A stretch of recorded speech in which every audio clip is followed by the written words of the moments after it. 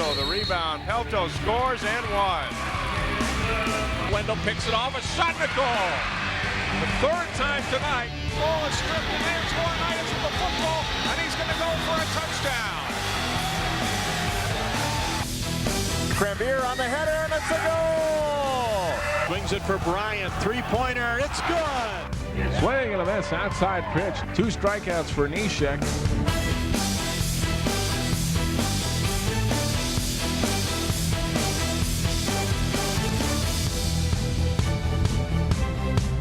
Hello and welcome to our CCX Sports Hall of Fame special. I'm John Jacobson. And I'm Jay Wilcox. An amazing number of great athletes and coaches at local schools have produced a lot of special memories in the Northwest suburbs and beyond. We began honoring them with our first Hall of Fame class back in 2004. And we have 3 outstanding athletes joining our Hall of Fame in 2017. Over the next half hour, we'll meet them and relive their high school days on the field, court, and mat. Our 3 inductees for this year's class all played their high school sports in the 1990s. Let's start with a woman who left a huge mark on her school's basketball program. Haanen will go down the lane and up and in. She was a dominating scorer and rebounder who helped put Armstrong girls basketball on the map in the mid-1990s. We welcome 1997 Armstrong High School graduate Heather Haanen as the newest member of the CCX Sports Hall of Fame. It was early in the 1993-94 season. Heather admits she was a nervous 9th grader. My first game as a freshman, I had never been so nervous in my life. Still to this day, I don't think. Even 4th in the nation, Division I, and playing in front of thousands of people. I think my freshman year, I was so nervous. And I remember looking over at the court at Patty, and she's like, "You got this. You can do this." I'm like, "I think I got this. I think I can do it." She just brought this aura about her that put us up at the next level. She was all about teammates. She was all about being coachable. She was all about being competitive. And all of a sudden, our program just elevated 100% her first year as a freshman. Heather Haanen has really come alive in the second half. Soon, though, it was opponents who were nervous. Haanen proved to be hard to stop in the low post. He was a terrific rebounder, too. She brought toughness and a strong work ethic to her game. I could work. I could work for it, and that if I hustled more, was willing to be more physical, and was willing to work harder and believe that I could do it, I could write my own story. After earning all-conference honorable mention honors as a freshman, Heather developed into a 3-time all-conference player for the Falcons and added all-state honors during her junior and senior years. She's probably the most physically strong finesse player, way ahead of her time. You noticed Heather on the floor. She was strong, she was physical, she was confident, but she was also a teammate, and she knew the game very well. Heather was the cornerstone player for Armstrong her senior year. Helped the Falcons reach the state tournament for the first time in school history, beating Cretin-Derham Hall to win the section title. And that is it. The Armstrong Falcons are going to state. Yeah, I remember that. It's so great. Again, I think that's what we were all year really shooting for. It's just that opportunity that we hadn't tasted, I hadn't tasted in my time at Armstrong, for that kind of success. And that was just epic. I remember it. It was so fantastic. A loss in the state quarterfinals to Rochester Mayo ended Heather's prep career, but not before she'd scored over 1,600 points and pulled down 800-plus rebounds in an Armstrong uniform. Basketball was her best, but not only sport at Armstrong. She played volleyball for 3 years, and the beginning of her sophomore year was not easy. It was pretty humbling after coming off a pretty successful freshman year of basketball, going into starting on the C team sophomore year. And it was one of the best things I have done. And actually, it didn't take me long, and I loved volleyball, and actually could have played after. I had a couple of opportunities to play volleyball after high school. In the spring, the sport was track and field, where Heather competed in the high jump, open 400, and in her senior year, part of a 4x100-meter relay team that qualified for state. Basketball, though, is what earned Heather a full athletic scholarship. She chose Colorado State University and quickly had to make the transition from post player in high school to shooting guard in college. I had to learn the game. I had to learn help set. I had to learn closing out. I had to learn denial. I had to move I couldn't just sit and wait for the junk, and I got pulled for it. And so I had to learn real quick. I did in my face. I don't care how many points you score. If you hurt us on defense, you're not playing. I'm like, well, I need to play, so I got to figure this out. I went outside and I spent hours and hours and hours outside, specifically that summer between senior year and freshman year, knowing that I was going to have to teach myself to be a great shooter. The Western Athletic Conference Freshman of the Year in 1998, spent mostly as a player coming off the bench. Heather then started for 3 years and was a 3-time All-Conference player. The Rams were good, too, reaching number 4 in the national rankings and qualifying for 3 NCAA tournaments.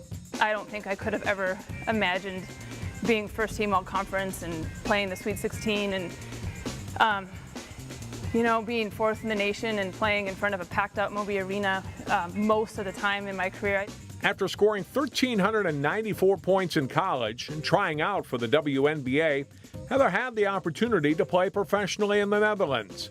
But at that point, she had had enough of basketball.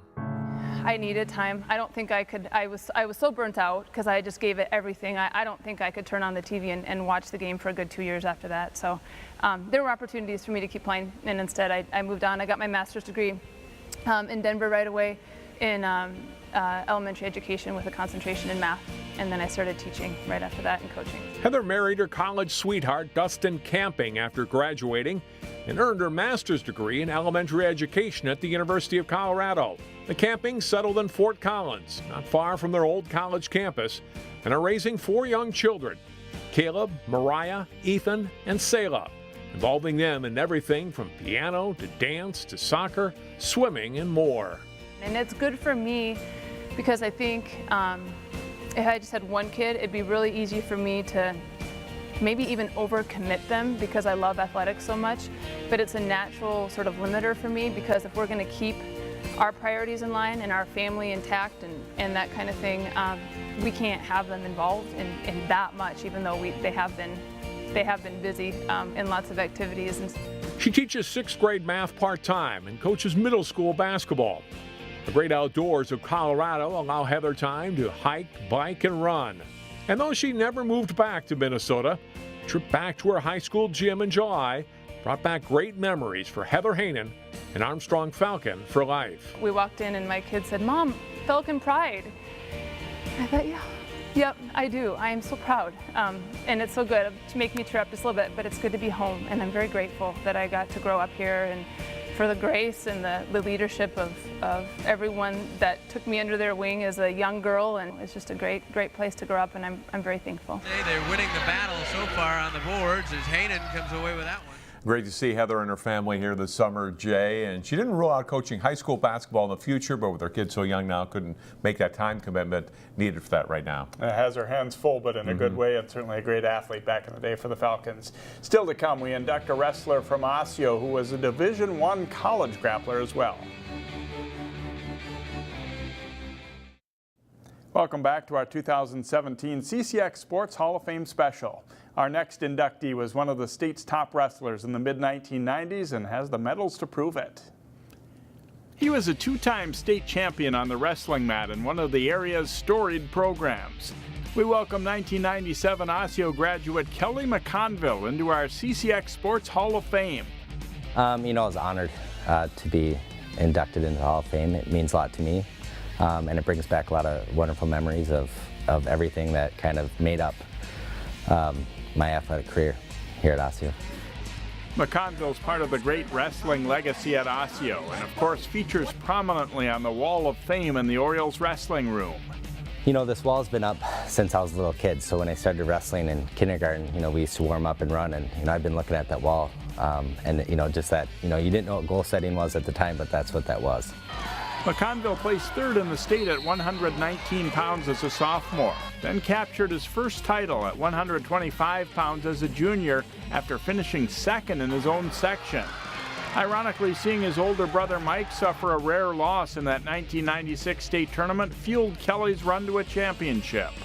The key moment was my junior year, actually, when I watched my brother lose. He was undefeated.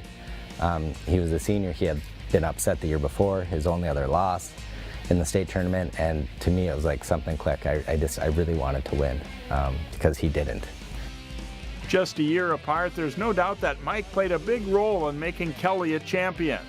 I've always said that he was a better wrestler, and I learned everything kind of just watching him do it. He's always just led the way quietly, and I would just see, you know, this is the right way to do it, this is the wrong way to do it. Our styles became the way they were growing up. He was a little bit bigger, a little bit stronger. I got really good at defense because I was just always trying to stop him. Kelly repeated as 125-pound champion in 1997, going undefeated as a senior. He won 164 matches and lost just 27 in high school. Besides his brother, Kelly also looked up to previous Osseo greats, including four-time champion Ty Fredericks, his teammate earlier in his career. So when I was a sophomore, Ty Fredericks was a senior, and I grew up idolizing him when he didn't live in Osseo. I always, you know, he used to wrestle my brother, and he was just one of the best wrestlers as a kid growing up. And so when they moved to Osseo, you know, I was in 7th grade, I wasn't on the team, but I kind of hung out with them a little bit, and we became good friends. But that year, I took 3rd at 119, he won it at 125. We wrestled twice a week in practice. I never scored, not once all year. McConville realizes how much he benefited from having great coaches at Osseo, including longtime assistant Woody Ferry and legendary head coach, the late Ken Drogemuller. He just instilled in us how to be better people, which we didn't realize at the time it was about wrestling. It was about winning, how to win. And you know, the greatest lesson that he's taught me and everybody that he coached was, you know, whenever you make a mistake, you learn from it, get better from it, don't do it again. And he had a way about him that was unique, and it was really, really world class, and we were just fortunate to have that level of coaching. And Ken Drogemuller's son Dave, who preceded McConville as the state champion at Osseo and has coached at Wayzata since the early 1990s, saw Kelly all the way up the ladder. Even though I was much older on those great teams in the 80s, he was part of the next generation that was coming up, and kind of, as my dad finished his coaching career, Kelly was, you know, just wrapping up his high school career, and I had the option to get in and just roll around with those guys, even teach them when they were younger, and then continue the relationship as I got older, went through my career, and then as I came out and started coaching, he was still younger, and then so I saw him as he was training, coming up, really developing his skills, and then when he wrestled, you know, on the high school teams, I was coaching against him, and then I had a chance to coach against him when he was a coach. So I've kind of seen it all with the McConville family. Kelly went on to Division I wrestling at the University of Wyoming, joining his brother. He started for 3 seasons and twice won the Joe Dowler Cowboy Up Award, signifying a wrestler who embodies the cowboy way. It was a good experience. You know, I loved it, and I think at that level, in Division I in wrestling, there's a lot of external pressures, you know, to do well, to compete, but it's so challenging. It's year-round. It's, you know, you have to love it. I loved wrestling. I felt like it was what I was best at. McConville had a career path in mind even before he left for Wyoming, to become an educator. You know, I decided to go into education when I was here as a sophomore. I really didn't like middle school at all. And when I got here, things just started clicking for me. And, you know, I wanted to be, I just felt that what was given to me from coaches, from Coach Drogemuller and Ferry, I wanted to give back. Kelly not only became a teacher at his old school, he was Osseo's head wrestling coach for 4 seasons, including coaching the Orioles to the state team tournament in 2007. He made the transition into school administration and now enters his 8th year as an assistant principal at Fridley High School. I enjoy the challenge of it. I enjoy kind of the every day is different.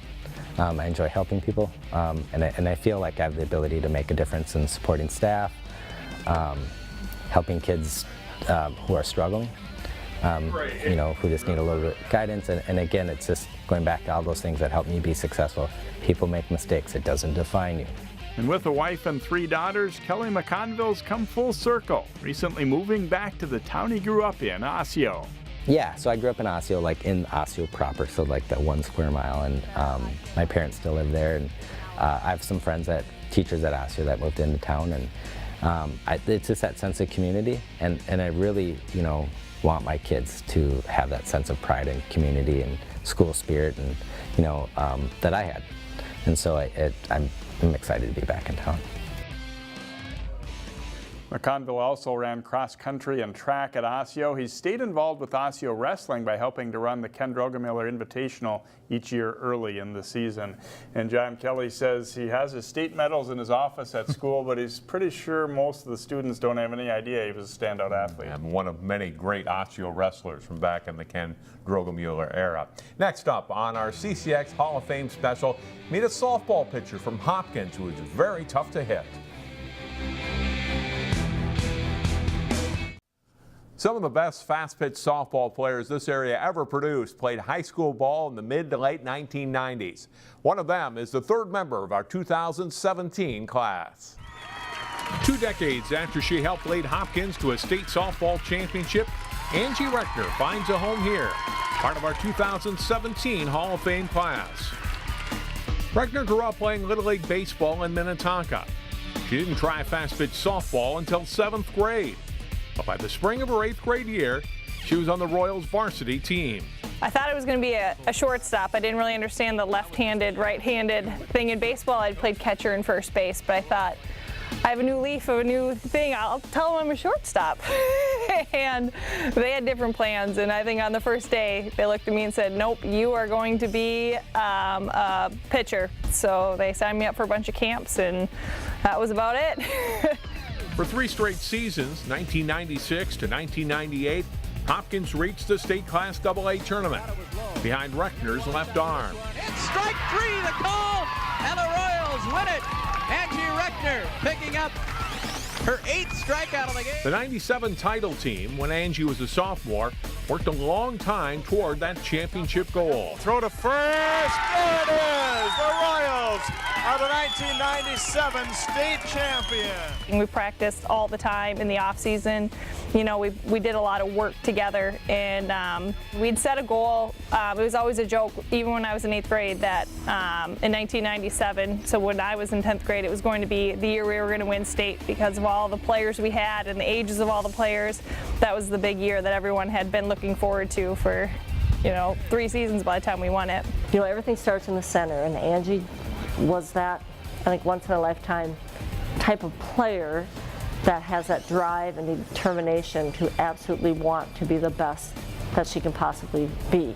And granted, we had many players like that on the team, but it all started in the circle, as you know, with Angie on the mound. She worked really hard at her skills to become, the best pitcher that she could be. All of our friends that driven from Hopkins down to Mankato to watch it, and just the excitement in all of us. And it's one of those things where sometimes hard work doesn't always pay off to that standard. And when you're 15, 16 years old and to win a state tournament, it felt like the world. The old adage, practice makes perfect, certainly applied to Angie. Though she played a few other sports through junior high, it was softball that consumed her nearly year-round. Maybe the reason that I was successful as I was because I loved to practice. The games were, to me, kind of like, they were like a necessary evil to practicing. To sit with my dad and have him sitting down there catching for me and just out there pitching, we could go for hours on end. There was plenty of nights where the first time we'd look up the clock, it would be 2 hours into a pitching session. And she was dangerous at the plate, too. Oh, that's one shot hard over the right fielder. Recknor was always one of the Royals' top hitters. She hit for average and power, and like her pitching prowess, it all goes back to countless hours of practice. Hitting is one of those things where I think some of it can be like that natural talent. I had an older brother, so I played lots of video games. Help a little hand-eye. And, with having my older brother is we were out in the backyard playing home run derby every day. I mean, I don't know if I remember in the winter, we'd still have out a bat and a tennis ball. In the pitching circle, Angie was dominant. She pitched 3 straight perfect games during one stretch of her junior year. Just her knowledge of the game, very much a student of the game. The way they were standing in the box. If they were up in the box, you might throw something high, or back in the box, something low, so they would be chasing it. A 4-time All-State player, Recknor was twice named the Star Tribune's Metro Player of the Year. It became time for Angie to pick a college. The choice, Minnesota, was pretty easy to make. You know, the University of Minnesota was just such a great opportunity to have a great coaching staff that I'd been working with since 7th grade. I'd gone to their camps and their clinics, and the pitching coach and one of the co-head coaches was coaching one of my summer leagues. So I really felt like that was, you know, a great spot for me to be and to be close to my family. Angie didn't ease into college softball either. Her freshman year totals of 53 games and 333 innings pitched are still Gopher single-season records. Angie pitched, but also took her swings as a batter for Minnesota. Her final collegiate game as a senior in 2003 is something she remembers well, even if it didn't end the way she envisioned. We were out in Arizona, and I struck out 3 times. And that was probably a very humbling experience for me, of just how mentally anguished I was to know it was going to be over. I can still remember standing in that box, and it felt almost like an out-of-body experience, like it wasn't me up there. After the U of M, Angie entered Hamlin Law School. She graduated Hamlin, passed the bar exam, and married her husband Adam Waldoch in 2006. The family lives on 10 acres of land in Rogers. And softball is something she and Adam are now passing on to their daughters. Atta baby. Annabelle is nearly 8 years old, while Annette just turned 6 in late August. Angie and Adam coach both girls at the 8U level in the Rogers Siegel Softball Association. Woo! Good hit, net. As Angie carefully shares her passion of the game with the next generation. It really is something that I daily have to remind myself of, like, this is their life. They are not me. They can love and enjoy anything they want to. I would be very happy with them if they enjoyed painting or playing the piano or doing something, but right now is they seem to really enjoy it. It's something we can all do together. Jay, the Waldoch girls even have their own YouTube channel, and she said even inside of her own family, Angie says that fast pitch softball really growing in the Rogers area. Still a Royal, too, yes, out there in that's Rogers. Right. She was definitely a great pitcher, and like all of our inductees this year, really had a lot of passion to win. As we go to break, here's a look now at the 54 other members of the Channel 12 CCX Athletic Hall of Fame.